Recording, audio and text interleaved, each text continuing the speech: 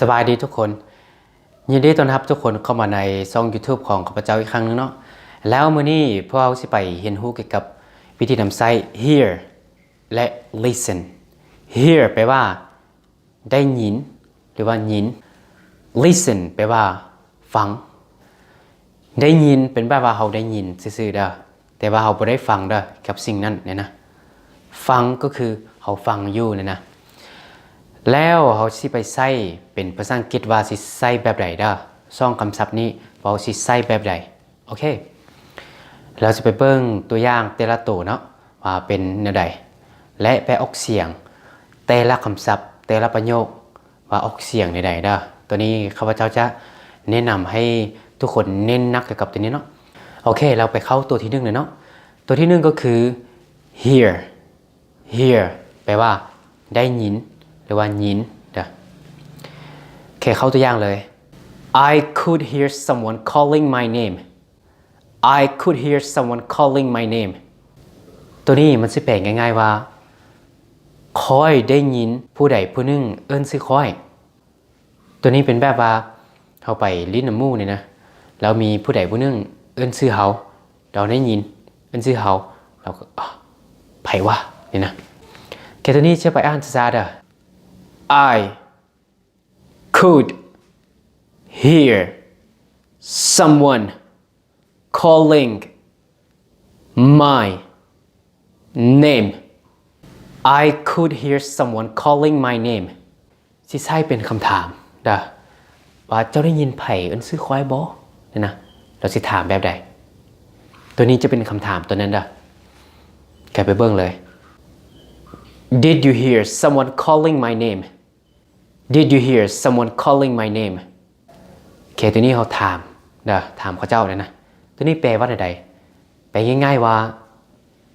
เจ้าได้ยินผู้ใดผู้หนึ่งเอิ้นชื่อควายบ่ถามแบบนี้ให้เขาเจ้าเท่านี้สิไปอ่านช้าๆเด้อ Did you hear someone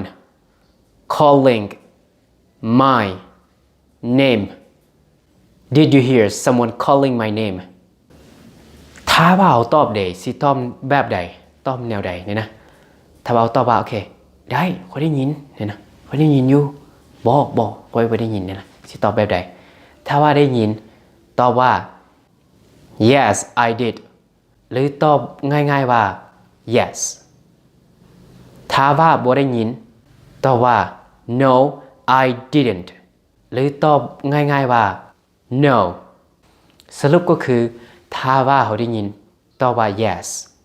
ถ้าว่าเขาบ่ได้ยินตอบว่า no เท่านั้นละพอเนาะ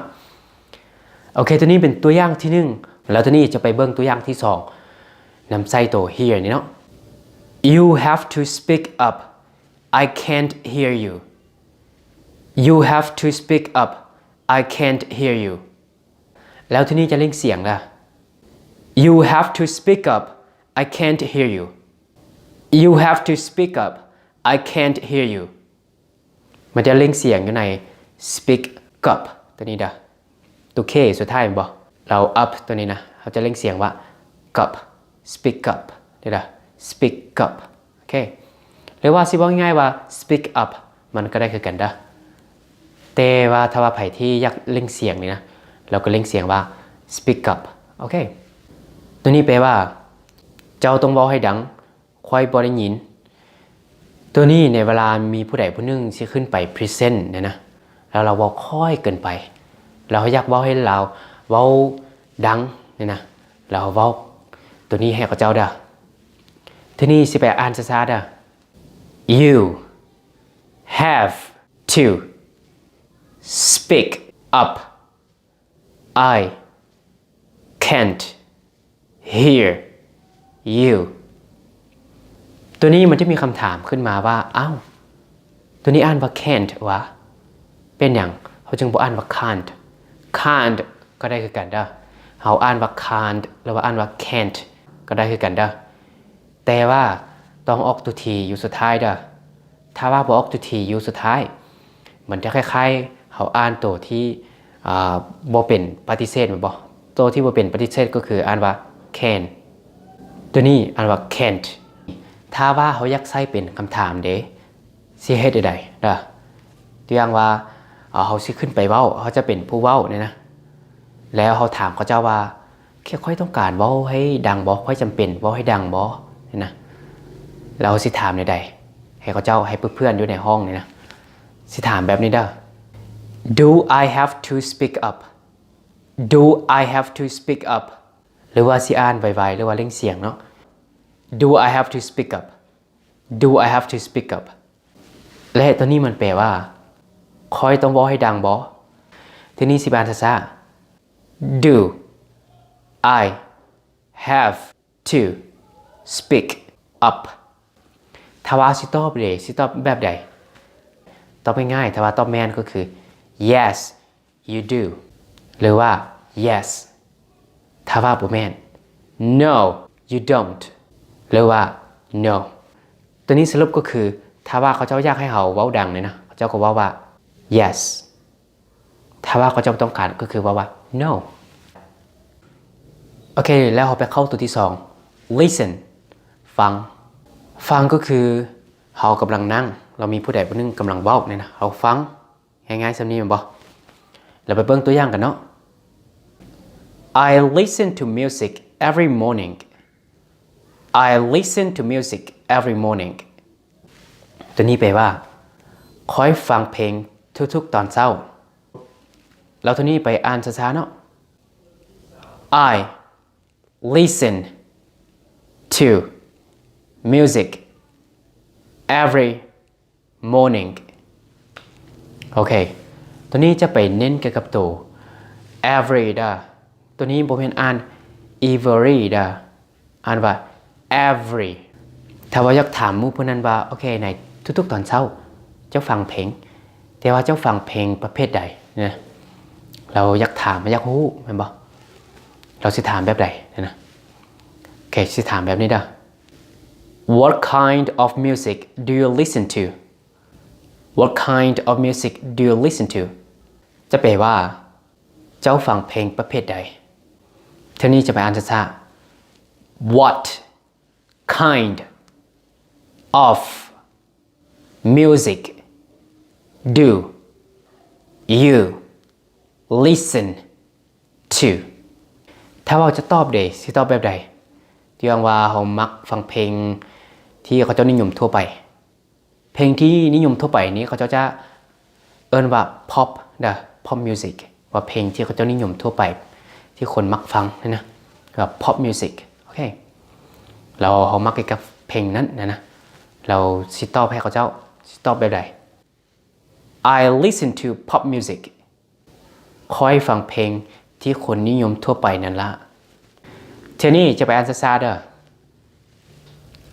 I listen to pop music